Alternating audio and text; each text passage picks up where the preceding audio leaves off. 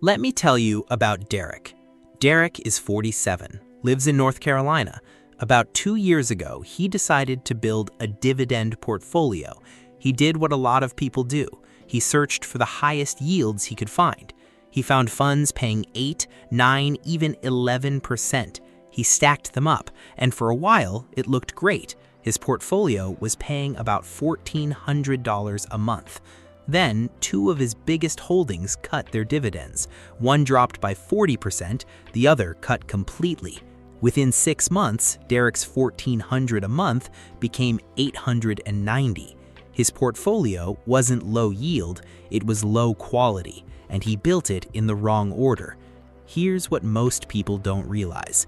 There's a 50-year study from Hartford Funds and Ned Davis Research. It tracked every type of dividend stock from 1973 to 2023. Companies that grew their dividends returned 10.2% a year. Companies that paid nothing, 4.3%. And the growers did it with less risk, lower volatility, less downside. The order you build in changes everything. Right now, my portfolio pays me $1,784 a month. It comes from 9 holdings, and today I'm going to show you every single one. Not just what I own, but why each piece is where it is, and why the order matters more than any single pick. And the first holding might surprise you because it has almost nothing to do with dividends. Quick note, I'm not a financial advisor. Everything here is for educational purposes only. For your specific situation, always talk to a qualified professional. The foundation. 3 holdings most people get wrong. If I were starting over from zero, I would not begin with the highest yielding fund I could find. I'd start with something most dividend investors completely skip. VOO, the Vanguard S&P 500 ETF. The yield is only about 1%. Most income investors see that number and move right past it. But here's why I think that's a mistake. VOO holds around 500 of the largest companies in America. Its expense ratio is just 0.03%. That's almost nothing, and over time, the position itself grows larger. As the position grows, even that small yield starts producing real dollars.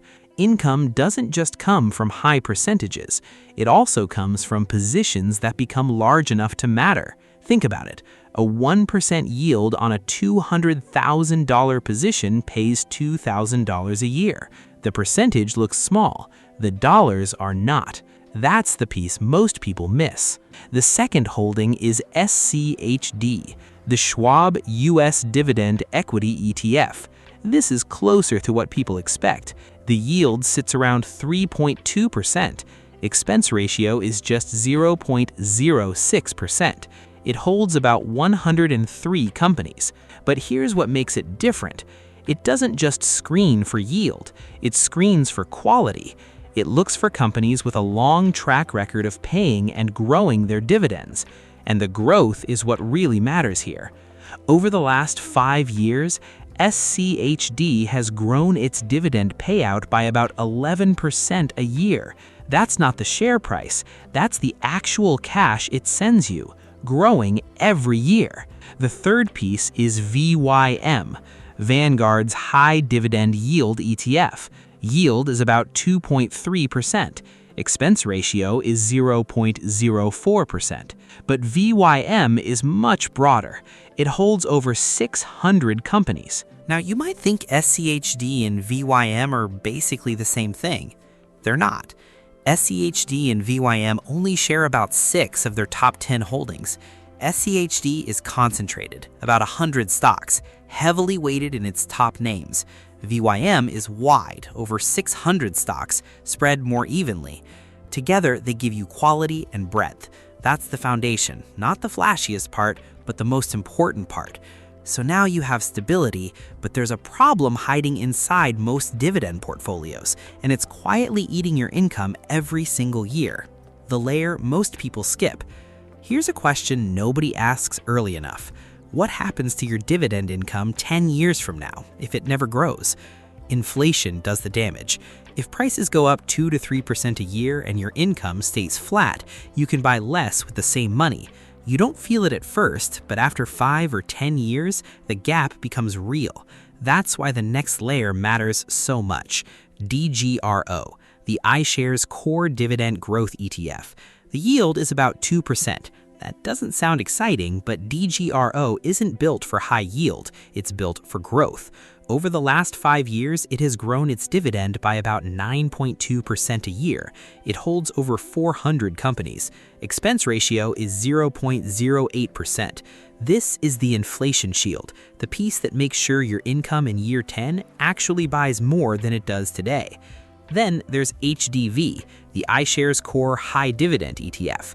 Yield is around 3%, only about 75 holdings. Expense ratio is 0.08%. HDV focuses on companies with strong earnings, companies that can keep paying even when markets drop. Here's one number that tells you a lot about this fund. HDV's beta is about 0.4. That means when the market moves a full point, HDV typically moves less than half. It's defensive, it's steady, and it's not trying to be exciting. DGRO protects your future. HDV protects your present. Together, they fill the gap between your foundation and your income boosters. Before I show you the income layer, drop a comment right now. How many holdings are in your dividend portfolio? I read every single one. Now, here's where most people actually start building their dividend portfolio, and it's exactly why they run into trouble. The income accelerators and the armor. This is where the yield gets higher, and this is where the mistakes usually happen. SPYD. The SPDR portfolio S&P 500 high dividend ETF. Yield sits around 4 to 4.5%. It holds 80 stocks, equally weighted. Expense ratio is just 0.07%. If you start here, you're chasing yield. If you build up to here, you're adding income on top of a structure that already works. That's the entire difference. Then there's Realty Income, ticker symbol O. The yield is around 5.2%, and it pays monthly. That alone makes people stop and look. But here's what most people don't know about this one. Realty Income is structured as a REIT. That means it's required to pay out at least 90% of its taxable income. That's why the yield looks so high. It's built into the structure. And this isn't some small company taking big risks. It owns over 15,000 properties, nearly 1,800 tenants across 92 industries. Occupancy rate sits at 98.9%.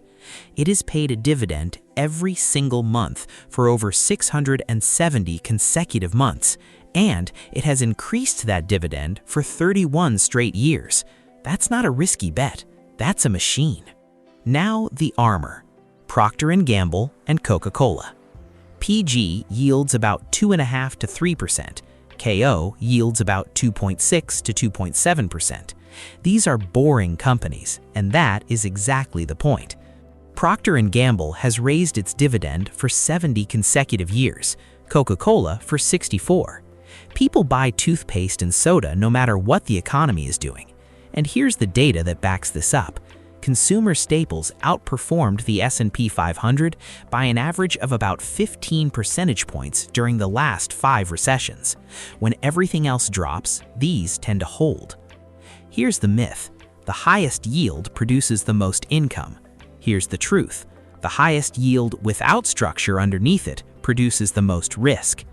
The highest yielding holding in my portfolio sits on top of the foundation, not underneath it, and that placement is what makes it work.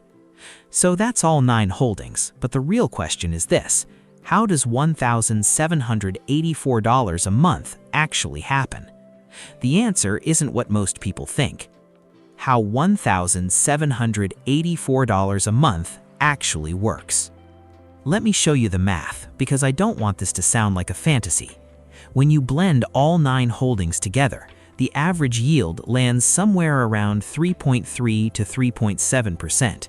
That means to produce about $21,400 a year, you need roughly $580,000 to $650,000 invested. Those are not small numbers. I want to be completely honest about that.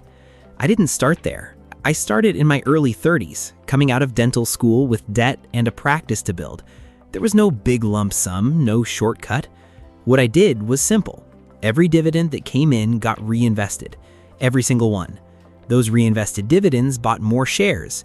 Those new shares produced more dividends. Those dividends bought even more shares. And here's where the data gets powerful. According to Hartford Funds, 85% of the S&P 500's total return since 1960 came from reinvested dividends and compounding. Let that sink in for a second. 85%. $10,000 invested in 1960 grew to about $1 million on price alone. With dividends reinvested, $6.4 million. Same money, same market. The only difference was what happened to the dividends. And because holdings like SCHD and DGRO are growing their payouts by 9 to 11% a year, the income doesn't just grow from owning more shares. It grows because the dividends on the shares you already own keep getting larger. At a certain point, the portfolio starts contributing more growth than you do. That's the crossover. That's when the snowball runs on its own. You don't get there by chasing the highest number. You get there by putting together something that keeps working even when you step back. Yield gets you paid today. Growth gets you paid more tomorrow. Structure makes sure you keep getting paid no matter what. If someone you know is building a dividend portfolio, share this video with them right now. Getting the order right could save them years of slow progress and a lot of frustration. Drop a comment below. Which of these 9 holdings do you already own? And which one surprised you the most? I read every comment. If you're building income from your investments and want to stay ahead of what's changing, subscribe to this channel. I break down everything that protects and grows your income.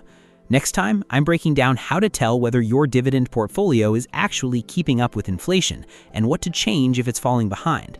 Take care of yourself. I'll see you in the next one.